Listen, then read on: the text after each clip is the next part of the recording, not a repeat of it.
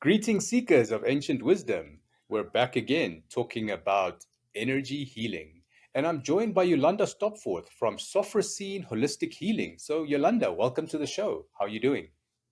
Hi, I'm great, Deepak. Thanks for having me. How are you today? I'm very well, thank you. Very excited for the year end. And 2026, I think, is just going to be a real game changer for the planet. So, Yolanda, you do some very special kind of energy healing. Maybe talk us through what you actually do, because it's like a mixture of Reiki and other components.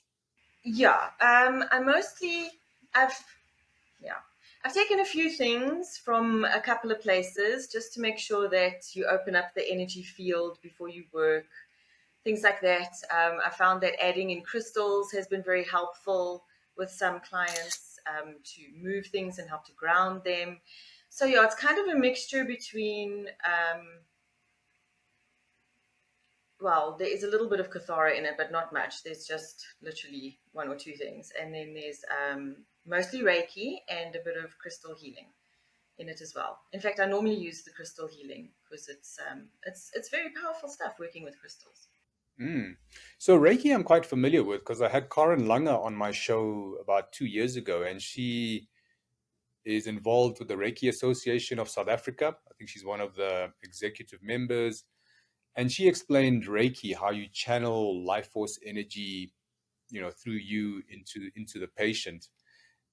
And crystals I'm very familiar with because I've got crystals all over my little practice. I've collected crystals for many years, but I don't use them for healing. So that's quite interesting. I would like to learn how you actually do that. And then you mentioned the word Kathara. So maybe these are three elements you'd like to elaborate a little bit on and how you actually use them on your patients. Okay, well, Kathara is a very ancient healing system that I'd like to do more of, but unfortunately, we've been asked at the moment not to do some of it because of issues that I won't go into because it's really not my place. So I only do the bits that are okay. So it's basically a self massage that you do to open up your energy points because you know that your body is built up of an energy grid, which is very deep inside, sort of thing. I think of it in layers. So you start off with like your Kathara grid, which is the blueprint at the back, and then everything else, your meridians, your everything else builds sort of on top of that. And so if you channel the energy directly into that grid to start with, then you're energizing the body like from its deepest level. And that gives you a really good result with clients because it works so deep that that when you work on the other layers, you're building energy on top of energy on top of energy on top of energy, if that makes sense. So it's more like you're building a cake with the person. Then you're just putting in a little bit of energy on the surface, and then they feel okay for like a day or two, and then they start to slide and they start to feel the same way as they did. Now, if they come like weekly, they'll start to actually feel that the energy is more, that they have more energy, they feel better, and it lasts for longer. Because nowadays, I mean, everywhere you turn, there's a negative something that's going at you. Whether it's the news or your family's fighting. I mean, we're heading into Christmas now where everybody fights about everything. So it's one of those things where, if you do it regularly and you build up piece by piece, you actually start to feel like you can handle all of this craziness. I, I don't know if that answered the question. Did that answer the question? Kathara, it answers a bit on the Kathara way because I also have studied a little bit of Kathara, and they talk about 12 points on your body, and I like this the statement you said that it's like the deepest layer, and everything else is built on that. Your chakras, meridians, subtle energy, and then it's your emotions, mental, physical. That's all built on the first layer, which is maybe the Kathara grid, like a blueprint of the design of the body, and you're affecting energy at that level, like rebalancing or fixing it at that level, and then it goes up through the other layers. Is that sort of correct? That is correct, because if you start with blockages at that basic bottom layer, then you can't really move much further up. You can move a bit here and there, like superficial little negativities that, or like a slightly under functioning chakra or something like that. You can fix that on, the top level. But if you don't go deep down inside, and if you don't get rid of the compactions and the different things that are in everybody's grid, because that's just how we live, um, then you don't actually clear anything. Then things keep coming back, which is why things keep coming back. You feel great, and then all of a sudden you don't feel great anymore because the clearing didn't clear everything. It cleared the surface layer. So it's like if you were going to scrub your kitchen, you would use the best detergent you can find and a scrubbing brush and go as deep as you can to get the grime out if you're going to do like a deep clean. That's kind of how I think of it. Because the way they described it with the Kathara thing is that as a human being, you are supposed to go through different stages in your life. And as you reach different age groups, your energy changes, and you're supposed to be able to absorb and hold higher frequencies. And they naturally come into you. So it's not like you would have to do anything to make it happen. It's just that with the way that we live and the way that we react to each other and everything, we don't have the capacity to hold those higher frequencies normally. And so as the energy comes in, it starts to create what they call compactions. So it's like the energy has nowhere to go. It gets stuck, and then it just sits there, and it forms like a little crystally thingy, and it gets stuck. And then more energy comes in, and then it makes this thing bigger, or it gets stuck onto it or something. And so you end up with these spaces where things can't flow through because nobody's cleared that. And when you clear it, then you actually give the body the capacity to then say, oh, okay, I know I can bring this energy in and I can move it through the whole thing. I don't have to just keep it here at the top. I can literally just send that energy all the way through. And that really clears everything. You feel way better. Well, sometimes you have a little bit of a fluey reaction afterwards because it cleared so much, but it really does energize from then the inside outwards instead of always trying to push more in. Oh, wow. So how do you actually do that? Is it using your hands and channeling energy from the aether or from the air? And I don't know, you have spirit guides that help you as well, maybe. Maybe talk us through that process. Sure. I like to use the Kathara practice where you um, create a mentor for yourself. It's um, it's actually where you imagine a blue light at your navel, and inside the blue light is a tiny little white ball, and you bring the ball out of your navel, and then you expand it with your breath until it surrounds you, and then you shrink it with your breath with a little version of you inside. And then you bring it back in again and up and out. And I put it over my right shoulder and then I expand it a little bit. And that is like, it's another you. It's like having a tangible version of your higher self sitting on your shoulder that you can sort of feel like, okay, that's there. And then everyone who practices Reiki has a Reiki guide, and you do a meditation where you meet your Reiki guide and you find that you guys are compatible, and then whenever you do a Reiki, you ask your Reiki guide to come and stand with you to help you to connect with the person so that there is a communication highway between you so that you can connect with the other person's higher self and your higher self, and then you know that the work you're doing is the right work for that person at that time, because all healing is also done through your own interpretation. So it works through your understanding of the world and how you see things. So a lot of the stuff that you get is then filtered and colored through your personality. And that's not really what you want for your client. Because, I mean, I might get a smoker and I'm like, whoa, smoking is terrible. You really have to quit that. But it might not be something that they are at a stage that they can do.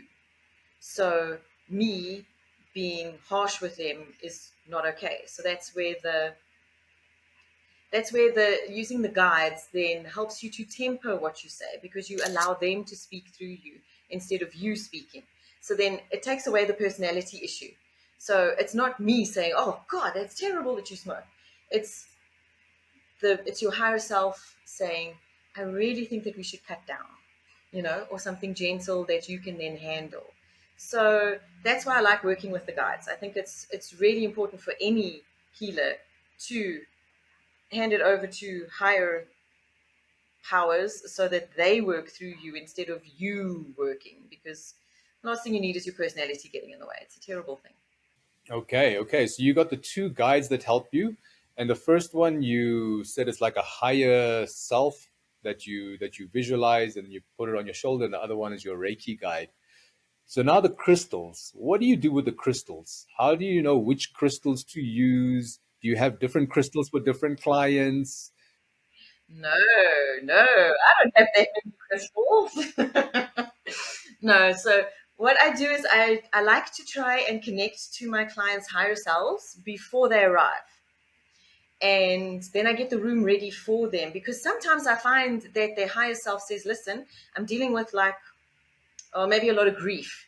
I need orange. So then I put orange stuff on the bed so that it's an orange towel, it's an orange pillowcase, so that I help them with the color healing as well. Or if they need a lot of peace, then I put green, or, so I connect to their higher self and say, is there a color they need? Then we go with, are there crystals that they need? And then we go to the range of crystals that I have that have agreed to do healing, because I'll talk to you about that now. Um, and then we decide, because I like to put a strong, see, like these two are lovely, and they like to go under the bed inside the pyramid, because I have a copper pyramid that looks like this. Ta-da! And it goes under the bed.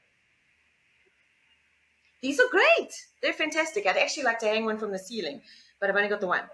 So I put it under the bed, and then I put the crystal under it in the center, facing towards the person's head.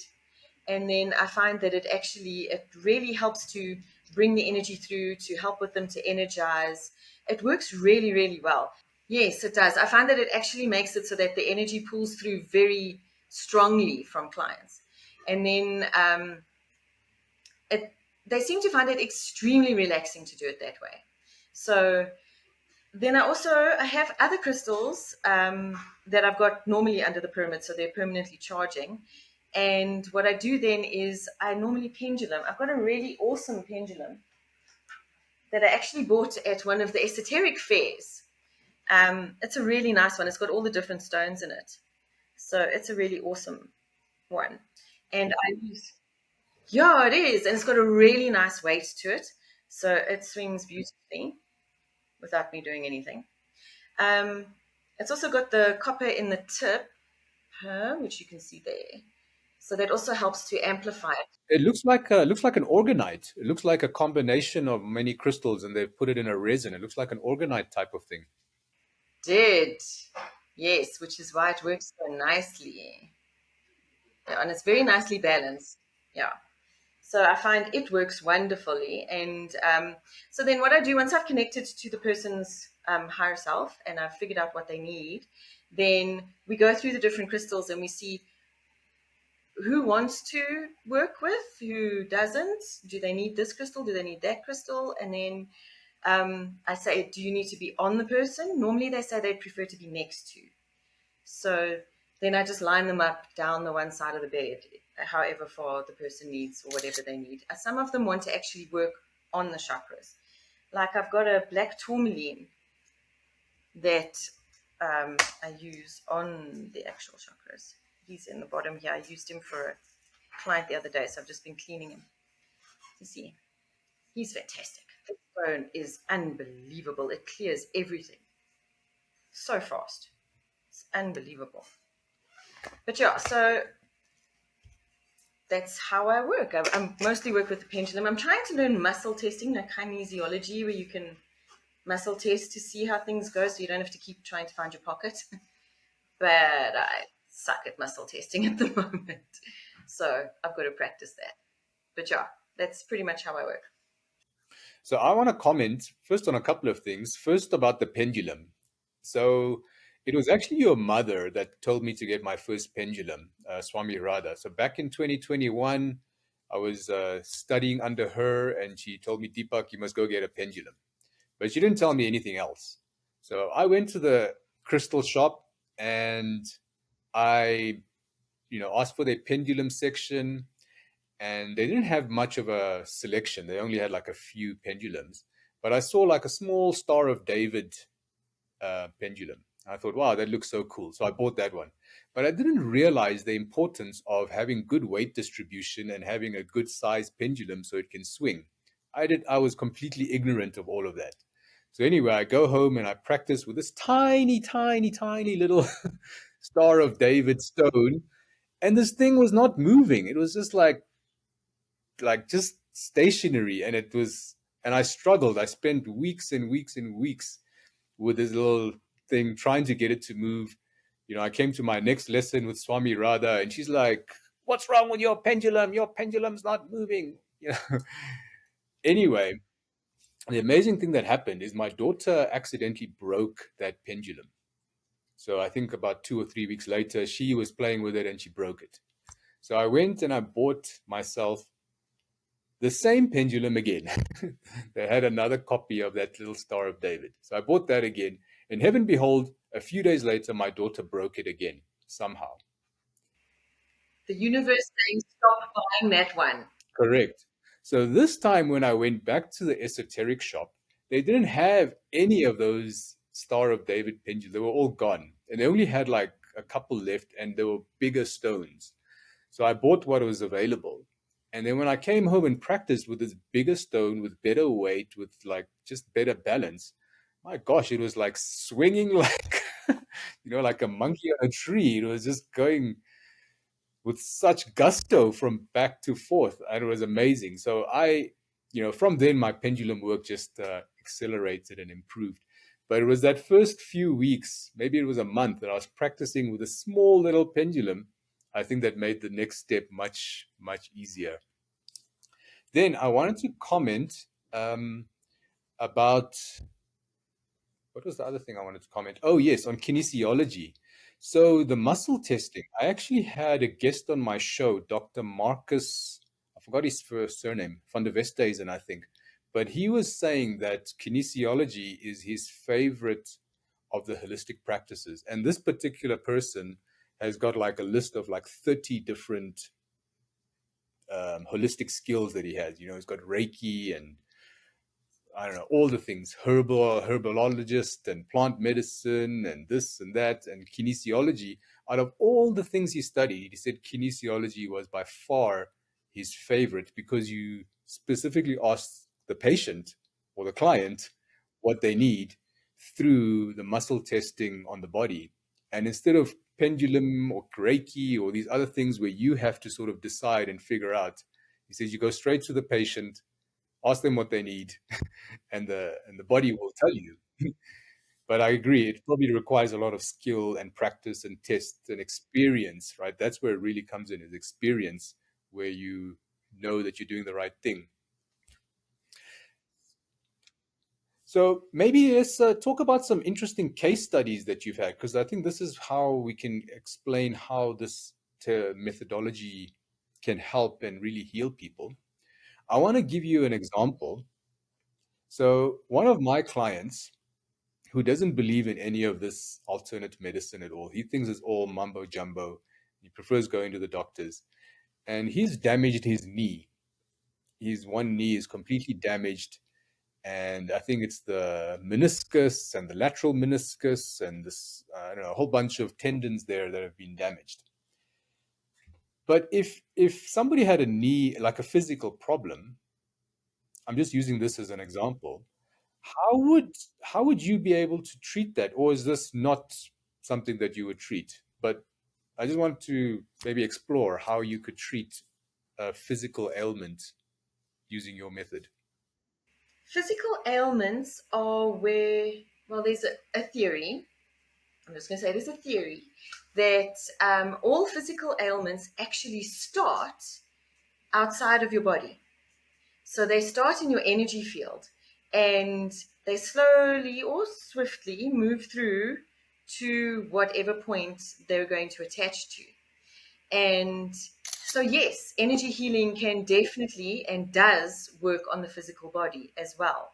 You get physical reactions when you go for an energy healing sometimes.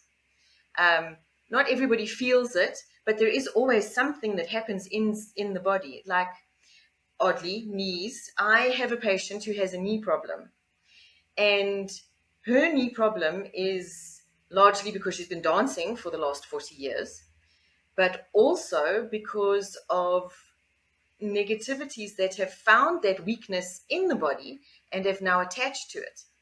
So, despite having gone for operations, despite having gone for physio, despite doing Pilates and everything that she's supposed to do to strengthen that knee, the knee refuses to heal.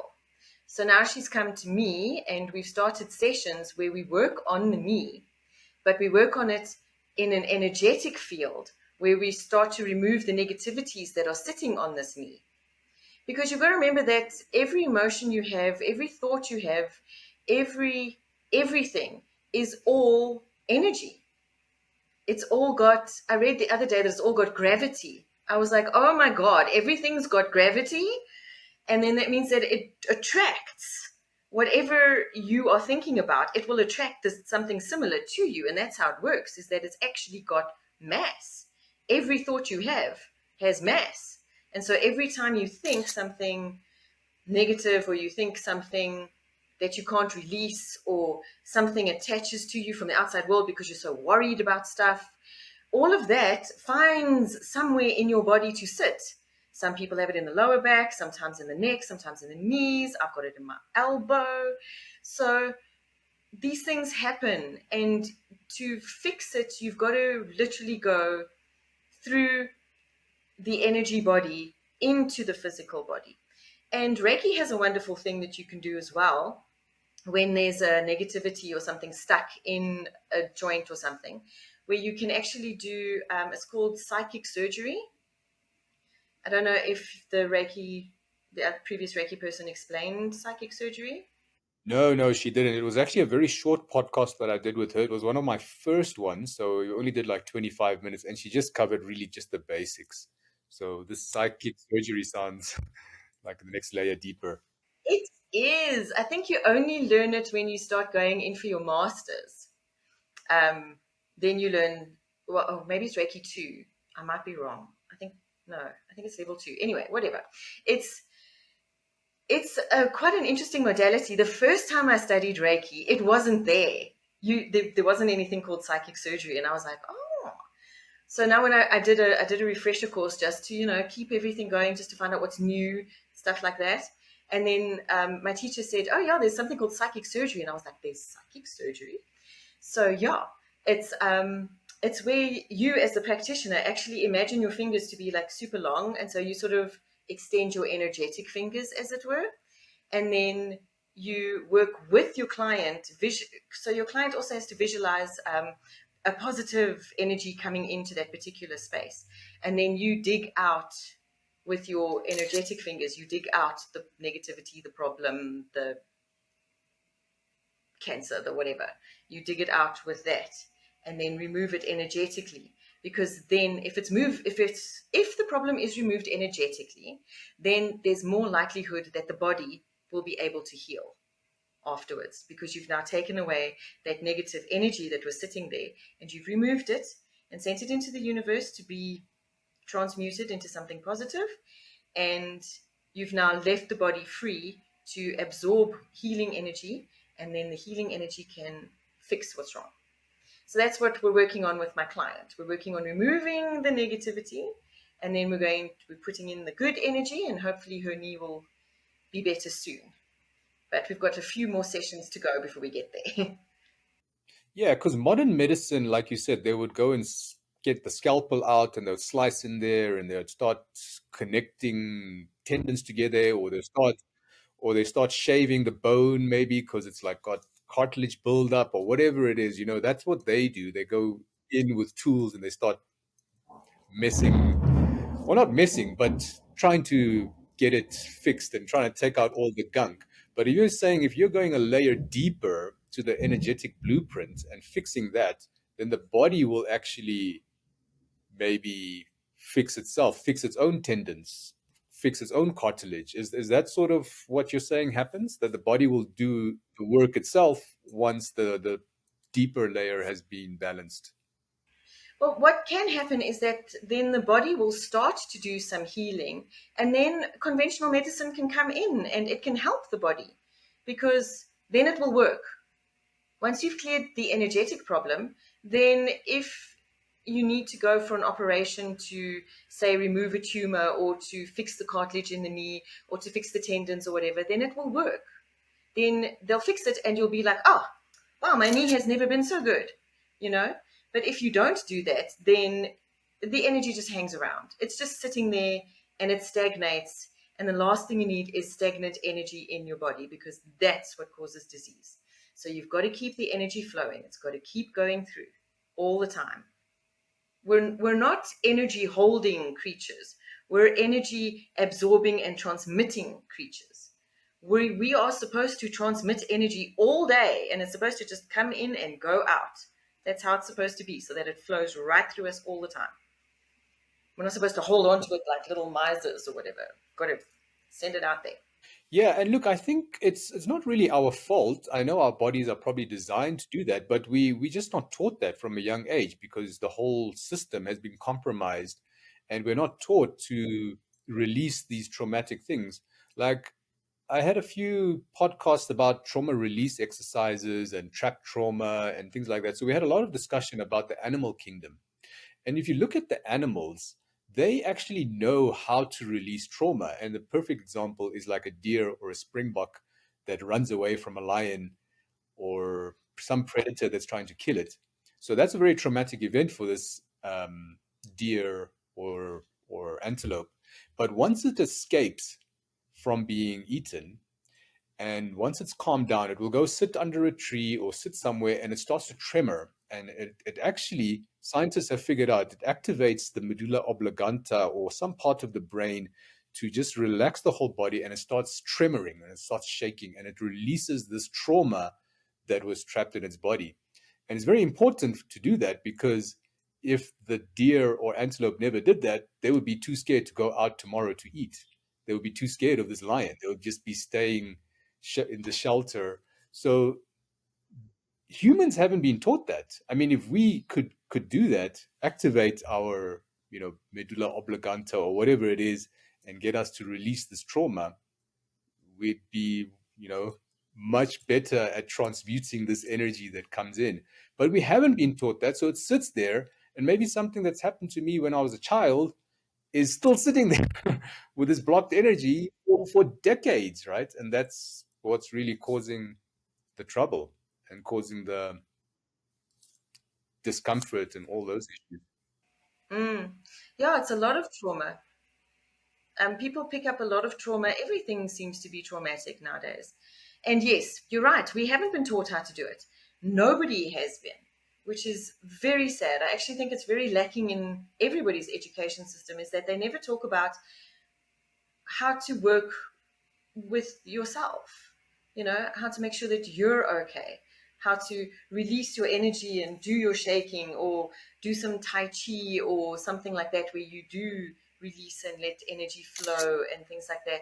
I think that everybody's just so worried about their children's math mark that they never actually worry about whether their child is feeling pressurized, is feeling overwhelmed, is feeling whatever. So it's actually probably good to teach them to go stand outside in nature without their shoes on and just let them connect to earth, because that's another wonderful way to reset everything, is to actually just stand outside barefoot and just breathe, just let your feet feel the grass kind of thing. There are lots of ways to actually fix the problem, but we aren't taught them conventionally. No, it's very sad. I'd actually like to fix that if it were possible. Okay, so your method can treat physical issues, mental issues, emotional issues. Is there any specialities or specific cases that you're got more experience in or that is more beneficial to use your type of healing? I mean, I would guess maybe more mental, emotional, depression, those kind of cases might benefit much more from you, but I'm sure you help the whole spectrum, right? Yeah, we can do the whole. Reiki works on everything, so the whole spectrum is welcome. I have had more. Um, mental and emotional issues. I've had a few clairvoyants who have had a few, um, what's the way to put it? That's delicate. Hmm. They've had a few negativities attached to them, and then we've removed the negativities. Um, Sometimes clairvoyants or people who are a bit more sensitive tend to have like a tear in their aura, and then it doesn't matter how much other stuff they do, they're always run down, they're always tired, they're always feeling overwhelmed, they have huge amounts of anxiety. Um, Things like that are normally a sign that there's something not right in your aura. And then it could be a leak, it could be a tear, and those things are only healed through energetic healing. You can't heal them any other way. There are some negativities that you literally cannot get rid of any other way other than to go for a healing, because they're attached and they've hooked into you and now they're sucking you dry. And so those things literally have to be pulled out and thrown away, because there's nothing else you can do. Otherwise, you're stuck in this perpetual circle of trying to fix yourself, and you can't because this thing is attached to you. Um, I found that quite a few people have leaks in their aura. It's not because they did anything particular, it's just something that happens over time, you know? If you've never had an energy healing, then you might have a leak. And that's why you're tired and you're overwhelmed and you're run down and you're stressed and you're overworked and you can't seem to sort your life out, or whatever the case may be. Um, but yeah, I think mental and emotional definitely um, benefits immediately from an energetic healing, because when you come, it's very calming. It's extremely relaxing. I've had people snoring on the table. They've been so fast asleep. And that really, I think, is what you're looking for in this whole thing. You know, you want to be able to go for a healing and feel just, oh, the weight of the world's gone. Oh, that's wonderful. You know, and that's what we try to do. So I think that's what all energy healers try to do, really, is that you just literally want them to relax and calm down and just let the stress evaporate. And then the stress does evaporate for at least a few days. And then I find that they really do feel better. Like I get lots of messages from them afterwards going, wow, I woke up this morning, it's like 2 days later, and I still feel good. It's great. And so they always say they feel lighter. And I'm like, oh, that's all I wanted. So, Yolanda, you've actually raised a very important question I want to ask. How would anyone know if their aura is torn or their aura is leaking? Or the other thing you mentioned, if they have entities siphoning their energy from them. I mean, I've heard of this, but how would somebody even be aware that this is happening? I think for most people, they're just not aware. There's no there's no like definite way to say you've definitely got that because you've got a headache today. It doesn't work like that. I think that's something that only an energy practitioner would be able to tell you. But I think some of the symptoms that you would feel would possibly be feeling scattered, feeling overwhelmed, overstressed, um, finding that your anxiety is so much that sometimes you just can't and you have to go lie down, you know, sort of extremes of things. You might find that you are permanently fatigued. That I think is quite common. Lots of them have explained to me that they are permanently fatigued. The other thing that is quite common is that they might have quite drastic mood swings, because you know your energy is trying to find out where to go, and so it swings from one side to the other side because it can't, there isn't enough of it to be able to function the whole body, and so it'll swing from side to side wherever you end up sending it. So things like that are things to look out for, I think. So if you are feeling overwhelmed, um, if you can't seem to find a focus, if you are struggling with great amounts of stress and anxiety, fatigue, those kinds of things are things where you can actually go and just have a healing practitioner just see if there is a leak or an attachment or something in your aura, and then just clear it for you. You'll feel much better straight away. It makes a huge difference. Okay.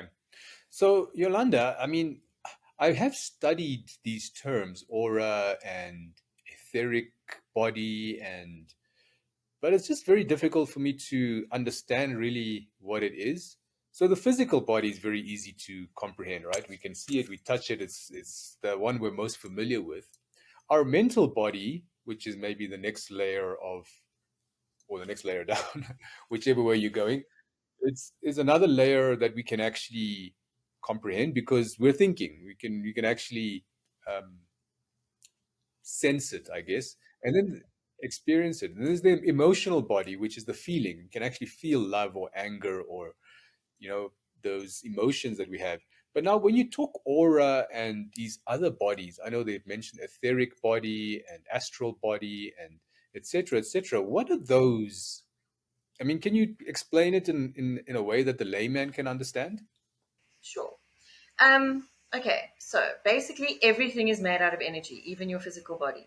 It's just denser, more compacted energy. So the way that they describe it in metaphysics is that you have your energy blueprint, right?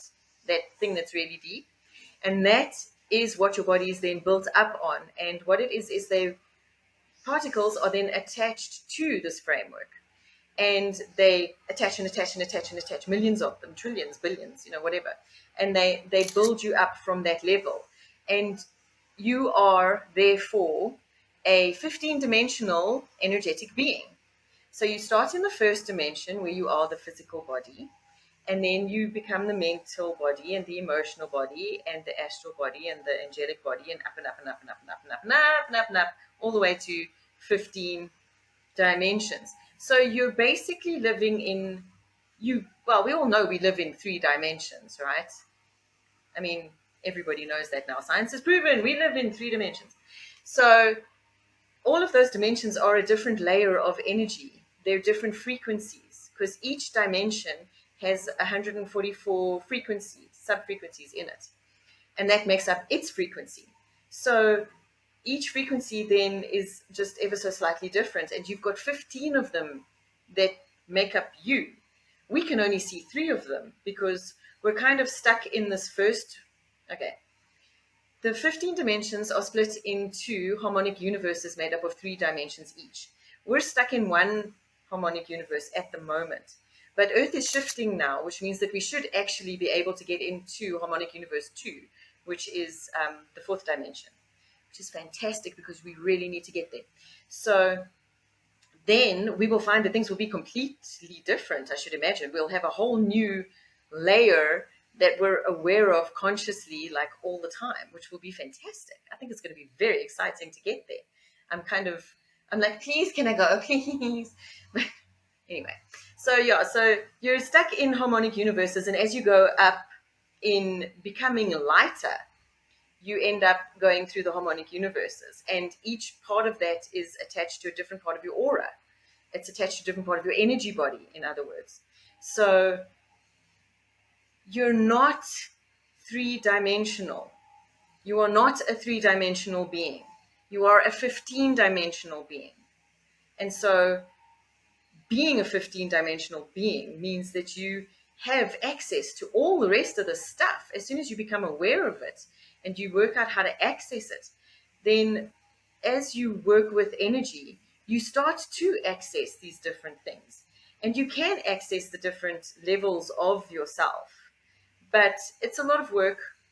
It's a lot of time that you have to put into these kinds of things. There's a lot of learning that you have to do, obviously, because we now live in the 3 dimensional world. And so, but things can come from different dimensions. We're not the only 15 dimensional beings in the entire universe. I mean, there's trillions of them, more than likely. So there are different energies that can come. I mean, some of them don't even have physical bodies. Some of them literally are energy, and they might be cut off from their own access to source. So by source, I mean God, the universe, whatever you want to call that which created us all. So sometimes these creatures have actually cut themselves off from their own attachment to source, and then they need to then siphon off from other creatures, and that's how you end up with entities and things like that, because they're literally just cut off from source. Yeah, and then I suppose you could, yeah, there are lots of different, they call them different bodies that you have energetically, but I don't as a layman, you really need to worry too much about that. I think you just need to accept that you are an energetic being, and that as an energetic being, you have access to all 15 dimensions because you are not cut off from source. Source comes into you every single day. And all that an energy healing practitioner does is adds more source, more directed source. It's like it's conscious energy with a purpose then. It's like conscious energy being sent into you to help you with your problem. And that's kind of where that fits in. So I don't think you need to worry too much about the ins and outs and the how it's all put together, because until we actually get to like a higher level of consciousness, I think as a species, we're not really going to encounter too much of it unless you play with energy, in which case then you will encounter things. And yeah, then you'll have to obviously have the knowledge, hopefully, to be able to deal with it. Wow. So when you were talking, I was like actually thinking about the Matrix movie. I don't know if you remember the Matrix with Keanu Reeves from back in '99, and the concept of that movie was he was having his energy siphoned by the machines, but they were keeping him and humanity asleep, and then they would sort of live in this simulated Matrix world. But when he woke up, he had to detach that siphoning machine, and then so this sounds almost similar to that. There's some entity siphoning energy from you without you even being aware, and you're going in and trying to detach it, or detach it and remove it. Yes, that's a really good analogy. That's exactly what it's like sometimes. I've had, yeah, shame. This one lady does have a couple, and unfortunately, who in her work, granted, her work is very difficult. She works with troubled teens, and so there's a lot of negativity that she comes into contact with every single day, and so she has picked up a few things, and so we are working on removing them. Um, but it's a process because some of them don't want to go. I mean, they found someone that they can now suck dry, and so they're like, "Whoa, hey, you're not taking me." So it takes a few tries to sometimes remove them, because sometimes they become quite strong because they've been siphoning this person's energy off. Especially when you get to the indigo children and the crystals and the star seeds and all of those, because they tend to channel energy quite easily. And then, these things are like, oh, well, you're just a buffet on legs, especially if they don't know how to close themselves down and protect themselves. So it's actually important to be able to do that. So that's something that we should teach. Sorry, that's something we should teach in schools every day, is how to close yourself down. Oh, wow. So let's talk about that. How can actually people do that? I mean, I was not even aware. I just have crystals around my office, and I'm hoping that's going to give me protection. But there should be much better ways of shielding our, all our 15 dimensions from getting siphoned by other entities. Maybe just give us a little quick rundown. Okay, so another one that I really enjoy doing is the Kathara Maharic Shield activation. Um, that one requires a bit of visualization and stuff like that. But what you can do if you're kind of in a pinch is you can literally just stand and breathe, or sit and just slow your breathing, and then you can imagine yourself surrounded by a bubble of pale silver energy, and then surround that by like a golden cocoon. And then you stipulate that that only things that are for your highest good may enter your energy field. You have to stipulate, because you don't want any random whatever that you're going to pick up from Joe down the road. You want just stuff that is meant for you to come in. So that doesn't negate your karmic issues, because obviously karma is still playing out in all of this. And so you don't want to try and interfere with somebody's karmic arrangements and say, oh, nothing's going to enter this thing. You have to stipulate that only that which is for your highest good is going to enter. And then that protects you. You can also wear a black tourmaline or a blue tourmaline, I have a whole bunch here that I wear every day, and only this one's my like life crystal. It's decided to live with me forever, and then these other ones are mostly protection. So I walk around with those every day. Okay. The visualization, you've mentioned it a couple of times. It sounds like a very important skill to actually learn. And that means when you close your eyes, you actually see the visual in your brain or in your third eye. You can actually see the visual. I've actually struggled with the visualization. I just see black and like little bubbles and blurs. And, the visualization probably is maybe specific to people like you who actually have the skill. Or do you think everybody should be able to visualize? Um, I have only met one person who couldn't visualize, and that's because she literally there's something in her brain that does not allow any pictures in her head ever. And there are some people like that who literally cannot, like, even they don't dream, they don't see pictures in their head. So I think if you dream, if somebody says, think of a pink elephant, and instantly pink elephant, then you can see it. But it is something you can develop. I found that with the Kathara, it was easy if I looked at a picture of what I was supposed to be visualizing. So it starts off, I'll start you off. It starts off with, but you should know because you did this, didn't you? Yeah, so it starts off with the white six pointed star and the dark silver six pointed star that you're supposed to visualize. And so I sat and looked at a white six pointed star because, I mean, it's amazing what you can find on the internet. You just Google up white six pointed star and then boom, six pointed star. Um, Same thing with the dark silver. And then I took those two images from what I'd been looking at and then moved them together. But it is actually very difficult to visualize a lot of this. Like, especially when they say things like visualize Earth's core. I'm like, so are we talking about the lead core, like the little ball that's spinning? Or are we talking about the energetic core? Or what am I talking about here? So I just sort of did like a mixture of the two in my head and then sent, the Hierophant down to like spin there and then open up Earth's Maharic shield and that kind of thing. So it was, yeah, visualization is difficult and it does rely a lot on imagination. So I think if you are getting stuck with that, then you can sit and look at a picture of it if you can find one. Or apparently it works the same if you tell yourself what is happening.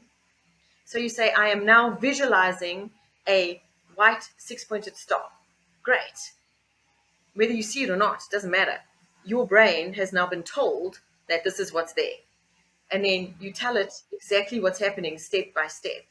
And then that seems to work as well. I found that I do that when patients, clients that I have that who are very anxious, I do this thing with them where I make them imagine that they are putting their consciousness into their fingertips. So in order to do that, they have to take their consciousness as little balls and send it down here, all the way down their arms and into their fingers. And I make them visualize the little balls going down. And then they start to feel what it feels like to actually be inside your body for a change. Because you can feel that you're inside your hand eventually. And that's the little thing that we do, is to do that. It calms you down instantly. So if you are ever having an anxious moment, you can just, but yeah, so that's how the visualization works. And if you tell yourself that you are now not going to be in your head and you're going to be in your hands, it's amazing how your brain is really like, oh, okay, let's go in the hands now. We'll go do that. So your brain is very willing to try. So if you just have to, I think, find what works for you, because then it'll make visualization a lot easier. Yeah, look, I've had some visualization, so I wouldn't say I don't visualize, and I do have dreams, so I can see, visuals and stuff in my head. But I found the imagination, like you said, like telling myself there's the white pointed star and telling myself the silver one comes and just telling myself I'm pushing it into the Earth's core. I mean, I've got no idea what Earth's core even looks like for that matter. So what am I even imagining? Do any of us know? That's the question, right? Mm. But they say the Earth's core. I mean, it's one of our chakras, right? They call it the 13th chakra or something. I think in this Kathara teachings, and then we get that six-pointed double star. We get it to spin, and then we bring it back up to our 12th chakra, and then we bring it up to our 14th chakra. So there's a lot of work that we do to pull this energy from Earth's core, or to visualize this energy coming in from Earth's core. And you're saying that's a very good way to shield us from negative entities. Very good way. Well, yes, I should imagine that that's still fine. Um, yeah, yeah, that is fine. I do it every day, and I haven't actually had a problem. So I feel that that's the way to go. But I know that it's very complicated for some people. So that's why I find that just the pale silver bubble and the golden shield around it, it tends to work fine for people who struggle with visualization or who don't have a lot of time in the mornings and so don't feel like they really can spend, because sometimes if your visualization is slow, it can take a while to get your Maharic shield up and running, you know? And I feel that sometimes that is just a good stepping stone towards working towards the Maharic shield, because I know that people do struggle with that sort of thing. Amazing. So, Yolanda, tell us how people can find you. I am going to leave links to your website, to your socials below this video, so you can find Yolanda there. But maybe tell us how people can find you and how they can book a consult and what the whole, experience is like. Okay, so I am on Booksy, which makes it easy. So you just look up for Sophrosine Wellness on Booksy. I am there. I have a website, sophrosinewellness.co.za. And also Facebook, it's Sophrosine Nutrition, because I'm also a nutritionist. So there's the nutrition side is on Facebook. But yeah, so there's a few ways to get hold of me. We're also going to be at the Esoteric Fair at Rusty Hook on the 7th of December. So if this is out before the 7th of December, then people can come check us out. Yeah, I don't know. I think that's the only way to reach me. Yeah, that's it. Okay. And to book a consult, they just get hold of you via Facebook or the other site you said, Booksy. Yeah, Sophrosine, you can actually book through the website. It's all set up and running. All the time slots are there. You can just book. Okay. Amazing. Well, I'm going to book my consult because I haven't had one yet. So I'm going to go onto your website, check it out, book my first consult and see what it's about. I think some energy healing. I always love energy healing sessions. I've done plenty Reiki and tachyons and all of these, but this sounds quite different. I've never actually had a Kathara type of blueprint healing before, so this will be very special and unique for me. I mean, I have done the Kathara course or like a mini course, but it was just so overwhelming just to understand what was going on. I think most of it just went over my head, but I do remember they talked about the 15 dimensions and the five harmonic universes, and three dimensions make a harmonic universe. So I remember some of those things, and it was nice to say, hey, I remember that when you were talking about it. But can I apply it? Can I embody it? Am I really understanding it? Probably not. I think I have a long way to go to get to that level. Yeah, well, the people who actually did the bioregenesis course are coming out with something new and different. And they've actually asked us to not do parts of the original course anymore because they've said that they needed to update it. So there's some part of it that we don't do anymore. There's some rays that we don't bring through anymore. But the self massage to open up the nodes, because that's another thing that Kathara is quite good for, is that it opens up, because you start with your crown and you go here and you go to the back of your head, and so you open up the points so that the energy can flow easier through, and that I find is really helpful. So the energy that I use when I do the healing is Reiki, but I do use the Kathara in terms of just opening up the points, and then use the crystals and the Reiki to then energize. Because yeah, I think it's a lovely way to work actually, because Reiki is such a soothing energy. It really is like a warm, loving energy. And I love working with it. It's a fantastic energy to work with on a daily basis. So yeah, you'd better come, because we've got to do like the exchange thing, because you gave me that like 110-page report, and so now I need to reciprocate. It's all good, but I'm looking forward to that. So there you guys have it, Yolanda, Sophrosine Holistic Healing. It's an amazing way to recalibrate your body, going down into the energetic blueprint of your being. and recalibrating, setting it into the right alignment so it just flows up through the rest of your being. And Yolanda explained that's why maybe some remedies that you've been trying at the higher levels, at your body or your mental level, have not been working because you haven't fixed the deeper blueprint. And I've actually noticed that with some of my clients, some remedies that I know should work, but they're not working. And it's probably because I haven't gone deep enough to that energetic blueprint level where there might be some issues or even an entity, or maybe an aura leak, things I'm not even aware of. So it's really, really informative for myself and for all the listeners about how we can work with our whole energetic being more effectively. Yes. Yeah, definitely. Amazing. Yolanda, we have come to the end of our show, but thank you so much for your information, for sharing your wisdom and knowledge. And everyone, go check out her website, check out her socials, and book your session. Great. Thank you. Thank you for having me. It's been wonderful to be here. Thank you so much. Amazing. So until next time, ciao for now.